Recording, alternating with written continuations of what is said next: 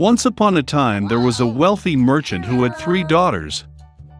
The youngest of the daughters was called Beauty. The sisters did not like her because she was everyone's favorite. One day the father was going to go to the city and asked his daughters what to bring as a gift. The older sisters asked for precious dresses and adornments, and the youngest asked for a scarlet rose, the most beautiful in the world. The merchant became thoughtful, but promised that he would do everything possible to find such a flower, and hit the road. The father quickly found gifts for the eldest daughters, but for the youngest he could not find them. Each rose that the merchant met on his way was more beautiful than the previous one, wherever he was looking. And then the road led him into a dense forest. It was very dark and cold there. Suddenly lights appeared in the distance. Approaching, the merchant saw a huge ancient castle, all in gold and diamonds. Entering its gate, he entered a hall full of jewels. He saw that there was a table in the middle of the hall, and there were no dishes on it, and all the dishes were made of silver and gold. But the castle was empty, there was no one. The merchant thought that the owner would probably come any minute. He waited an hour, 2, 3, no one showed up. The merchant could not resist and sat down at the table. Having eaten from the belly, the old man hit the road. Driving along the alley, the merchant saw a rose bush of unprecedented beauty, and remembered the request of his youngest daughter. He drove up and picked the most beautiful rose. At the same moment, lightning flashed, thunder struck, there was a roar, and rose, as if out of the ground, in front of the merchant, and not a beast or a man, but some kind of monster, terrible and furry. It was too angry that the merchant picked his favorite flower instead of thanking the owner for his hospitality. The old man was very frightened and said that he would do anything, as long as he did not kill him. For such an offense, the beast agreed to marry one of his daughters. But only the one who wants to come herself, out of love for her father. And if none comes, then death to the merchant. The old man was grieving and decided to go home to say goodbye to his daughters. He did not want to give up any of them for a fierce beast. I got on my horse and went home. Having met the children, he gave gifts to everyone and told about his adventures. The older sisters pounced on the younger, they say, it was her fault she ordered a lousy flower, for which the father now has to pay with his life. To which Beauty replied that she would gladly go to the beast instead of her father. And so, the next day, Beauty hit the road. The horse quickly found its way back to the castle. Entering the hall, she found a table with exquisite wines and food. Beauty thought that the beast wanted to eat her, so she feeds her. As soon as she had dinner, there was a roar, and a terrible and hairy monster appeared, as if from under the ground. And the beast said to Beauty that since she herself came here of her own free will, it means that she has a good heart. And so the monster will also be kind to her. And with these words, the beast disappeared. Waking up in the morning, Beauty decided to take a walk. Entering one of the rooms, she saw an inscription on the table, "Whatever the beauty wishes, I will do." The girl thought that after all the monster is kind and probably he is not going to eat it. So they lived for a long time. The beast treated Beauty very well and fulfilled all her desires. One day the girl dreamed that her father was sick. She really wanted to visit him. The Beauty tearfully asked the beast to let her go and promised that she would definitely come back. The monster replied that she was free and could return whenever she wanted. The next day, Beauty put on her most expensive clothes and went to her father. He was very happy to see his daughter safe and sound. Her sisters came running and saw that she had become even more beautiful, and even dressed like a queen. A week later, Beauty had a dream that the beast was lying on the grass in the park and dying. She woke up in horror and decided to urgently return and cure him. When the girl approached the castle, she saw the lifeless body of the beast on the grass.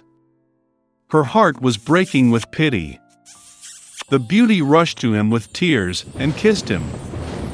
And at the same moment lightning flashed, thunder struck, the whole castle was lit up with a bright light, and music played everywhere. The monster disappeared, and in its place the most charming prince lay on the grass. He told Beauty that this evil fairy had bewitched him and turned him into a monster, until a young beautiful girl fell in love with him and wanted to get married.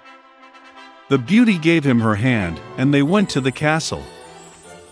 The next day, Beauty and the prince got married and healed happily ever after.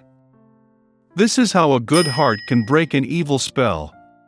On Christmas Eve, Fritz and Mary were looking forward to unpacking their presents.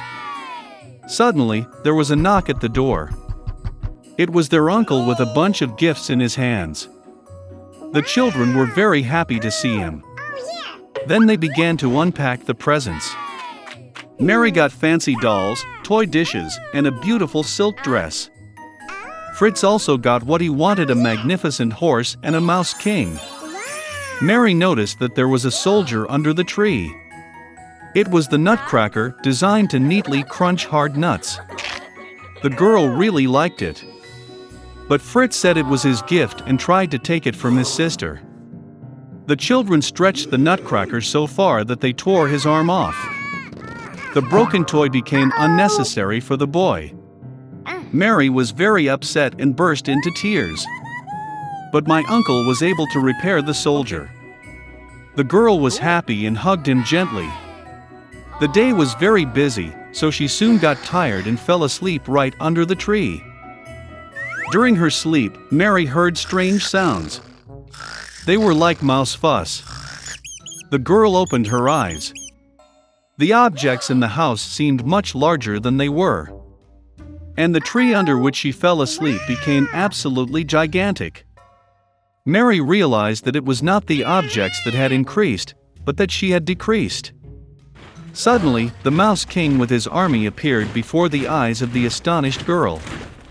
Mary was very frightened and wanted to run away. But the giant mice stopped her.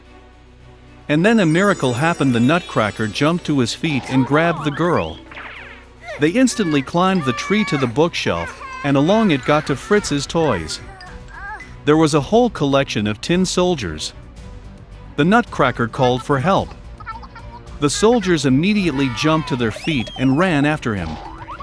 The Nutcracker took command of the army, and the soldiers began to fight the army of the Mouse King. The battle between toys and mice was fierce. But, unfortunately, there were too many mice, and the Nutcracker army began to suffer defeat. Mary saw this and ran out of her hiding place. She threw her shoe at the Mouse King and hit him right in the head, and he fell to the floor unconscious. The rest of the mice realized that the battle was lost and ran away in all directions. Mary ran to the Nutcracker, but he lay unconscious, as he was badly wounded by the Mouse King. The girl thought that he was dead, and began to cry bitterly. And suddenly, a beautiful fairy appeared behind Mary. She decided to help the girl. With a wave of her wand, she revived the Nutcracker. With a second wave of her wand, the fairy turned the soldier into a handsome prince.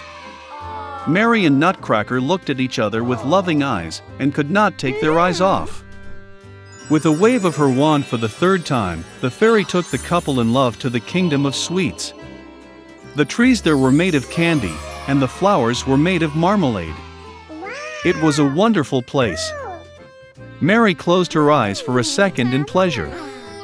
And suddenly, she heard the voice of her mother, who called her by name. Opening her eyes, the girl saw her mother, who looked at her in confusion. Mary also could not understand what was happening. The girl told about her wonderful journey, but her mother only smiled sweetly. Then Mary saw the pewter Nutcracker in her arms. And then she realized that she had slept under the tree all night, and everything that happened to her was just a vivid dream. A few years later, the nephew of their godfather came to visit Mary and Fritz. As soon as he entered the house, the girl almost fell to the floor in surprise. The boy looked like the Nutcracker as 2 drops of water. He also liked Mary at first sight. After some time, they got married, and lived no worse than in the magic kingdom of sweets.